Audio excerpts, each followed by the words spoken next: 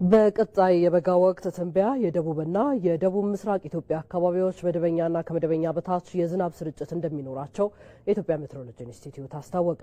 ኢንስቲትዩቱ የባለፈው ክረምት ወቅት ትንበያ ግምገማና የመጪው የበጋ ወቅት ትንበያ ይፋ የሚያደርግበት መድረክን አካሂዷል።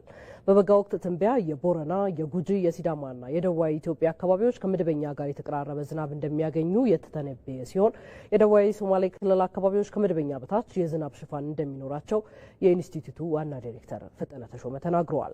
የዝናብ ወቅቱ ፈጥኖ እንደሚገባና አስቀድሞ የሚወጣ መሆኑም ነው የተገለጸው።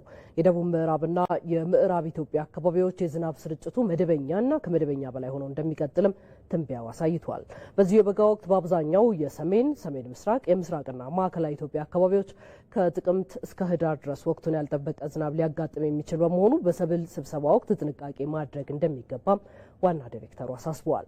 በመድረኩ ከቅርብ ዓመታት ወዲህ በአየር ጸባይ ትንበያ መረጃ መሰረት ሊከሰቱ የሚችሉ አደጋዎችን መቀነስ መቻሉን የውሃና ኢነርጂ ሚኒስትሩ ዶክተር ኢንጂነር ሀብታሙ ኢተፋ ተናግረዋል። ዘገባው የባልደረባችን